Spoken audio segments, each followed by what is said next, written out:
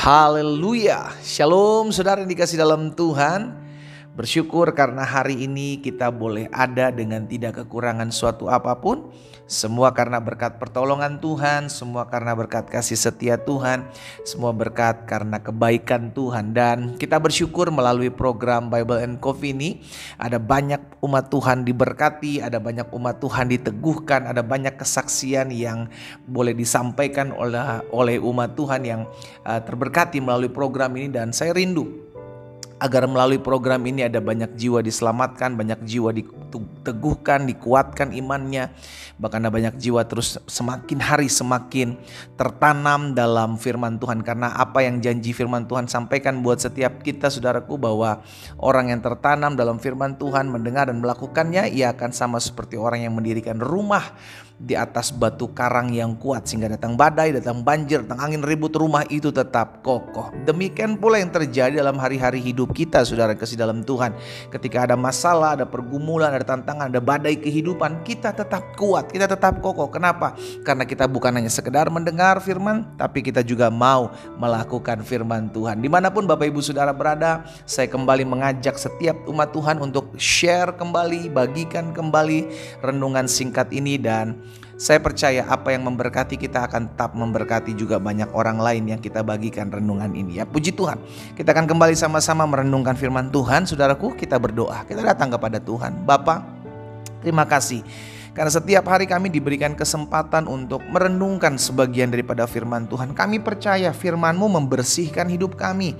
Kami percaya firman-Mu menerangi jalan kami, menuntun kami dalam terang. Segala sesuatu yang diterangi akan dapat kami lihat, sehingga apa yang kami lihat kami hidup mempermuliakan nama Tuhan. Roh Kudus sampaikan sesuatu bagi masing-masing kami, sehingga kami mengerti akan kebenaran yang memerdekakan kami. Dalam nama Yesus Kristus Tuhan kami berdoa. Haleluya. Amin, amin. Puji Tuhan. Nah saudara dikasih dalam Tuhan, ada satu bagian firman Tuhan yang mengajarkan kepada kita untuk berhati-hati dalam bergaul, dalam berfellowship, dalam lingkungan kita. Karena ada kisah yang membuat kita harus belajar di dalamnya untuk waspada. Dan ini tercatat dalam 1 Raja-Raja pasal yang ke-11. 1 Raja-Raja pasal 11 ayat 4 sampai dengan ayat yang ke-6 tentang Salomo.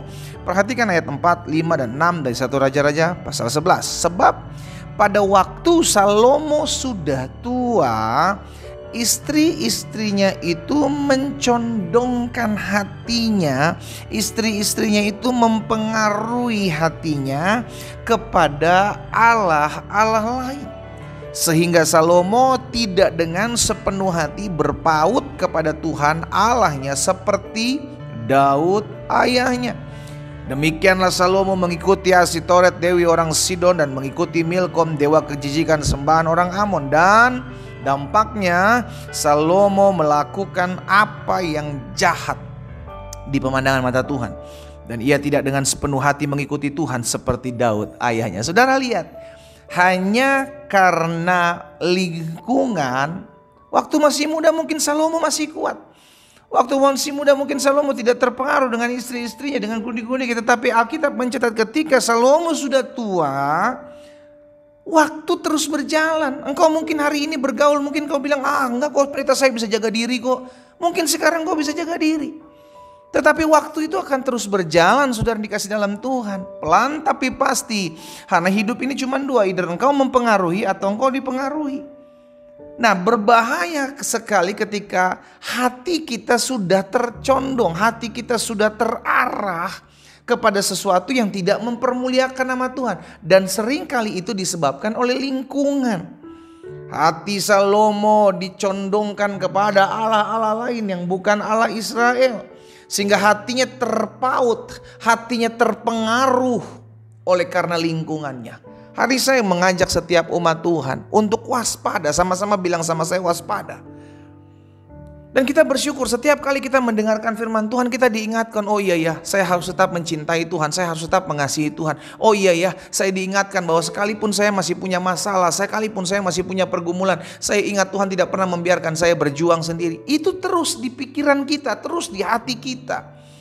Sehingga ketika kita mulai bergaul dengan orang-orang yang tidak mengenal Tuhan, kita bergaul dengan cara-cara hidup orang-orang dunia yang mengajarkan jalan pintas, menawarkan sesuatu yang tidak mempermuliakan nama Tuhan. Kalau kita punya pegangan hidup akan firman Tuhan, kita akan gampang menolak, saudaraku. Tetapi kalau kita tidak punya landasan, kita tidak punya kekuatan akan firman Tuhan, kita tidak punya pengetahuan tentang kebenaran, kita akan gampang sekali diarahkan. Udah, lu cerai aja daripada lu dipengaruhi terus, lu cerai aja daripada lu disakiti terus, lu cerai aja udah daripada lu dihianati terus. Lama kelamaan kita mulai pikir gini, oh iya bener juga ya, kalau gini-gini terus ya gue gak kuat, kalau gini-gini terus gue mana bisa bertahan. Karena terpengaruh. Yang dulunya kita bisa bilang, Tuhan aku percaya suamiku akan diubahkan Tuhan. Dulunya kita bisa bilang, Tuhan aku percaya istriku akan dijamah Tuhan. Tapi lama kelamaan waktu terus berlalu dan tawaran-tawaran dari orang-orang yang tidak mengenal Tuhan itu terus berdatangan. Lama kelamaan kalau kita tidak tertanam firman Tuhan, kita mulai berpikir, capek juga ya ikut Tuhan. Lelah juga ya melayani Tuhan. Udah kayaknya ini udah bukan bagian saya deh. Waktunya saya udah melawan, membalas yang jahat dengan yang jahat. Ini waktunya saya harus melakukan ini, melakukan ini. Saudara dikasih dalam Tuhan. Demikian pula Salomo. Mungkin waktu masih muda dia kuat. Tapi Alkitab mencatat ketika Salomo sudah tua, istri-istrinya itu berhasil, saudaraku, mencondongkan hati Salomo kepada Allah-Allah lain. Dan dampaknya jelas, Salomo akhirnya terpaut mengikuti sembahan-sembahan istrinya. Nah, apa yang kita dapati di sini? Yang kita dapati, yang kita pelajari, tetap selalu engkau ingat firman Tuhan. Tetaplah terus mempelajari firman Tuhan. Tetaplah terus tertanam dalam firman Tuhan. Firman Tuhan itu membentengi kita, menjaga hati kita untuk tetap terpaut kepada Tuhan. Karena kalau sampai kita berhenti mengkonsumsi firman Tuhan dan kita mulai gampang sekali dipengaruhi lingkungan, gak lama itu saudara, gak lama. Tinggal tunggu waktunya aja. Kita akan terjatuh. Kita akan mengambil keputusan yang salah. Kita akan bertindak yang tidak mempermuliakan nama Tuhan. Pesan saya hari ini sebagai hamba Allah, sebagai rekan sekerja Tuhan, ayo hati-hati sekali, jaga-jaga sekali. Yang pertama, jangan sampai engkau salah bergaul. Yang kedua, jangan sampai engkau lengah. Yang ketiga, tetaplah tertanam dalam firman Tuhan. Karena firman Tuhan itu yang memberikan kita kekuatan untuk tetap bertahan di tengah-tengah badai kehidupan kita. Hati-hati, jangan sampai terpengaruh. Jangan sampai engkau mencondongkan hatimu kepada sesuatu yang tidak mempermuliakan nama Tuhan. Kita berdoa, kita datang kepada Tuhan. Bapa, dalam nama Yesus, Tuhan, hari ini kami mendengarkan firman-Mu. Kau mengajarkan kami tentang kebenaran yang memerdekakan kami. Tuhan, hamba berdoa buat umat Tuhan yang mungkin hari-hari ini sedang tawar hati, yang mungkin hari-hari sedang hampir-hampir menyerah. Hari ini di dalam nama Yesus, biarlah Tuhan sendiri yang menjamah setiap hati, sehingga hati dari umat Tuhan yang secara khusus mendengarkan firman-Mu pada saat ini dijamah, dilawat Tuhan, sehingga tetap hati mereka tercondongkan kepada Allah. Hati mereka tetap terus menyembah Tuhan Yesus. Hati mereka tetap terus kuat dan tidak mudah terpengaruh. Hamba berdoa dalam nama Yesus Kristus Tuhan. Satu persatu Tuhan jamah. Hamba berdoa juga buat yang sakit, Tuhan jamah dan sembuhkan. Mereka yang berbeban berat, Tuhan beri kelegaan, Tuhan pulihkan dalam nama Yesus. Hamba berdoa dan hamba ucapkan berkat firman termaterai. Kami kuat menghadapi badai. Firman tertanam dalam hati kami, sehingga kami tidak mudah terpengaruh dalam keadaan dan lingkungan yang menawarkan jalan-jalan dunia atas kami. Dalam nama Yesus hamba berdoa. Haleluya.